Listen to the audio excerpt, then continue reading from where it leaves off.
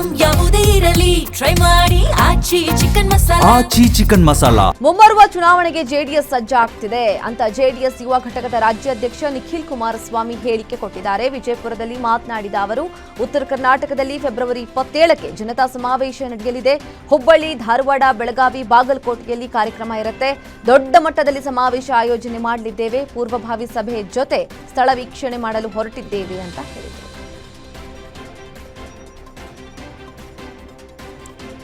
Bengaluru KR Puram BMTC ನಿಲ್ದಾಣದಲ್ಲಿ ಶಕ್ತಿ ಯೋಜನೆ ಪದೇ ಪದೇ ದುರ್ಬಳಕೆ ಆಗ್ತಿರೋದು ಬೆಳಕಿಗೆ ಬಂದಿದೆ. ತಮಿಳುನಾಡು ಮೂಲದ ವೃದ್ಧೆ ಕಳೆದ ಹಲವು ತಿಂಗಳಿನಿಂದ ಉಚಿತ ಬಸ್ ಓಡಾಟ ಯೋಜನೆ ದುರ್ಬಳಕೆ ಮಾಡ್ತಾ ಇದ್ದಾಳೆ.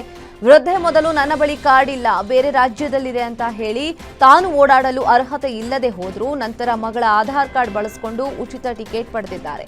ಈ ದೃಶ್ಯವನ್ನ ಬಿಎಂಟಿಸಿ ನಿರ್ವಾಹಕ ವಿಡಿಯೋ ಮಾಡಿದ್ದು ಸಾಮಾಜಿಕ ಜಾಲತಾಣದಲ್ಲಿ ವೈರಲ್ ಆಗಿದೆ.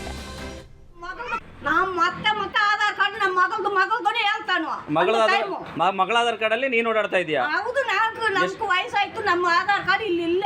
ನಾನು ಅವ್ರ ಹತ್ರ ಏನೇ ಖರ್ಚಾದ್ರೆ ಸರಿ, ನಿಮ್ ಬಸ್ ಅಲ್ಲಿ ಇದಾನೆ ಮನೆ ಹೇಳಿದ್ರು, ಕೊಡಬೇಡ ಬಿಡಿ. ನಿಮ್ ಮಗಳ ಆಧಾರ್ ಕಾರ್ಡ್ ಎಷ್ಟು ದಿನ ಓಡಾಡ್ತಾ ಇದೀಯಾ? ನಿಮ್ಗೇನು ಅಷ್ಟು ಪ್ರಾಬ್ಲಮ್?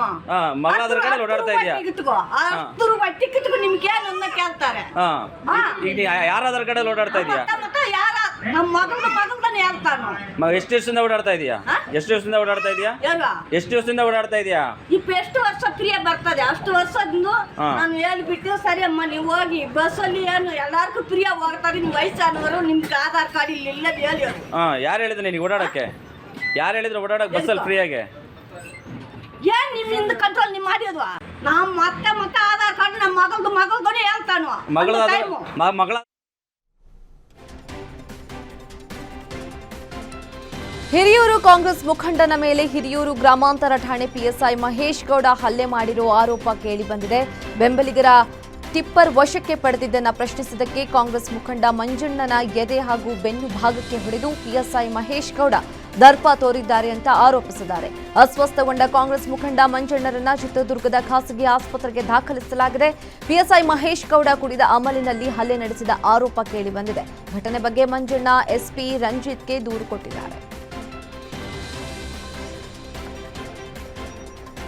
ಆಸ್ತಿ ವಿಚಾರಕ್ಕೆ ಸಹೋದರರ ನಡುವೆ ಗಂಭೀರ ಹಲ್ಲೆ ನಡೆದಿದೆ. ಬಾಗಲಕೋಟೆಯ ಬಂಟನೂರು ಗ್ರಾಮದಲ್ಲಿ ನಡೆದಿದೆ. ಜಮೀನು ವಿವಾದ ನ್ಯಾಯಾಲಯದಲ್ಲಿ ಇತ್ಯರ್ಥಗೊಂಡಿದ್ರೂ ಸಹ ಆಸ್ತಿ ಜಗಳ ನಿಲ್ಲದೆ ಏಕಾಏಕಿ ಕಟ್ಟಿಗೆ ಮತ್ತು ಕೋಲುಗಳನ್ನು ತಂದು ಪಾಂಡು ಸಿಂಗರೆಡ್ಡಿ ಕುಟುಂಬಸ್ಥರ ಮೇಲೆ ಹಲ್ಲೆ ನಡೆಸಲಾಗಿದೆ.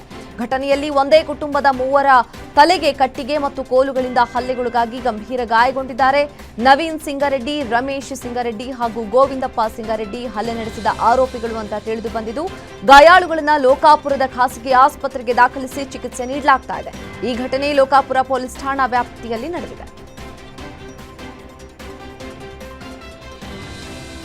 ಕಬ್ಬನ್ ಪಾರ್ಕ್ ಉದ್ಯಾನವನದಲ್ಲಿ ಯುವತಿ ಹುಚ್ಚಾಟ ಆಡಿರೋ ವಿಡಿಯೋ ಈಗ ವೈರಲ್ ಆಗಿದೆ. ಅಸಭ್ಯ ವರ್ತನೆ ಮಾಡಬೇಡಿ ಅಂತ ಫಲಕ ಇದ್ರೂ ಸಹ ಡೋಂಟ್ ಕೇರ್ ಅನ್ನುವಂತೆ ಪ್ರಿಯಕರನಿಗೆ ಯುವತಿ ಕಿಸ್ ಮಾಡಿದ್ದಾಳೆ. ಸೋಷಿಯಲ್ ಮೀಡಿಯಾ ಇನ್ಫ್ಲೂಯೆನ್ಸರ್ ಖ್ಯಾತಿಶ್ರೀ ಪ್ರಿಯಕರನಿಗೆ ಲಿಪ್ ಕಿಸ್ ಮಾಡುವ ಮೂಲಕ ನಿಯಮ ಗಾಳಿಗೆ ತೂರಿ ಅಸಭ್ಯವಾಗಿ ವರ್ತಿಸಿದ್ದಾರೆ.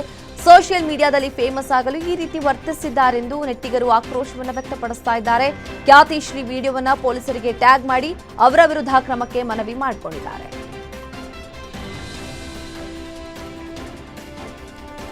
ಚಿತ್ರದುರ್ಗದ ಭರಮಸಾಗರ ಗ್ರಾಮದಲ್ಲಿ ಡಿವಿಎಸ್ ವಸತಿ ಶಾಲೆಯ 10ನೇ ತರಗತಿ ವಿದ್ಯಾರ್ಥಿ ಆತ್ಮಹತ್ಯೆ ಮಾಡಿಕೊಂಡ ಪ್ರಕರಣಕ್ಕೆ ಸ್ಫೋಟಕ ತಿರುವು ಸಿಕ್ಕಿದೆ.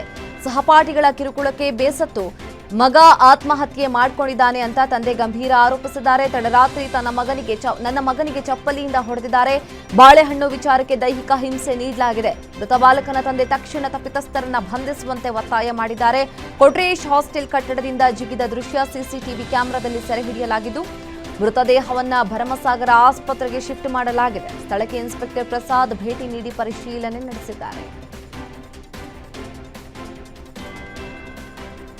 ಹಾಸನದಲ್ಲಿ ನಾಪತ್ತೆ ನಾಟಕವಾಡಿದ ಮಹಿಳೆ ಕಥೆಗೆ ಮತ್ತೊಂದು ಟ್ವಿಸ್ಟ್ ಸಿಕ್ಕಿದೆ. ಪ್ರಿಯಾಂಕಾ ಎಂಬ ಮಹಿಳೆ 9 ತಿಂಗಳು ಹೊತ್ತು ಹೆತ್ತ ಮಗನನ್ನ ಮರೆತು ಪ್ರಿಯಕರನ ಜೊತೆ ಹೋಗಲು ಪ್ರಯತ್ನಿಸಿದ ಘಟನೆ ಸಾಮಾಜಿಕ ಚರ್ಚೆಗೆ ಕಾರಣವಾಗಿದೆ. ಪ್ರಿಯಾಂಕಾ ತನಗೆ ಗಂಡನೊಂದಿಗೆ ಬಾಳಲು ಇಚ್ಛೆ ಇಲ್ಲದೆ 8 ವರ್ಷದ ಮಗನನ್ನ ಬಿಟ್ಟು ಪ್ರಿಯಕರ ಡೇವಿಡ್ ಜೊತೆ ಹೋಗಲು ಸಜ್ಜಾಗಿದ್ರು. ಬಳಿಕ ವಿಚಾರಣೆ ಸಂದರ್ಭದಲ್ಲಿ ಪ್ರಿಯಾಂಕಾ ಗಂಡನೊಂದಿಗೆ ಬಾಳಲು ಒಪ್ಪಿಲ್ಲ ಎಂಬ ಮಾಹಿತಿ ತಿಳಿದು ಬಂದಿದೆ.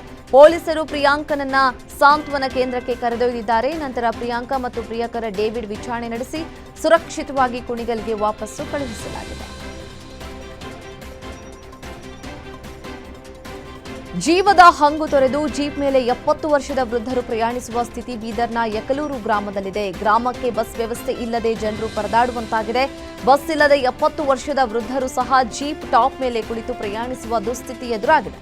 ಸಾರಿಗೆ ಇಲಾಖೆಯ ನಿರ್ಲಕ್ಷ್ಯದಿಂದಾಗಿ ನಿತ್ಯವೂ ಗ್ರಾಮಸ್ಥರು ಪರದಾಡ್ತಾ ಇದ್ದಾರೆ. ನಮ್ಮ ಕಷ್ಟ ಕೇಳುವವರೇ ಇಲ್ಲ ಅಂತ ಗ್ರಾಮಸ್ಥರು ಆಕ್ರೋಶವನ್ನು ವ್ಯಕ್ತಪಡಿಸಿದ್ದಾರೆ. ಇನ್ನು ನಡೆಯಲು ಶಕ್ತಿ ಇಲ್ಲದೆ ಆಸ್ಪತ್ರೆಗೆ ಮತ್ತು ಮಾರುಕಟ್ಟೆಗೆ ಹೋಗಲು ವೃದ್ಧರು ಕಷ್ಟಪಡುವಂತಾಗಿದೆ. ನಮ್ಮೂರಿಗೆ ಬಸ್ ಇಲ್ಲ ಅಂತ ಗ್ರಾಮಸ್ಥರು ಅಳಲು ತೋಡ್ಕೊಂಡಿದ್ದಾರೆ.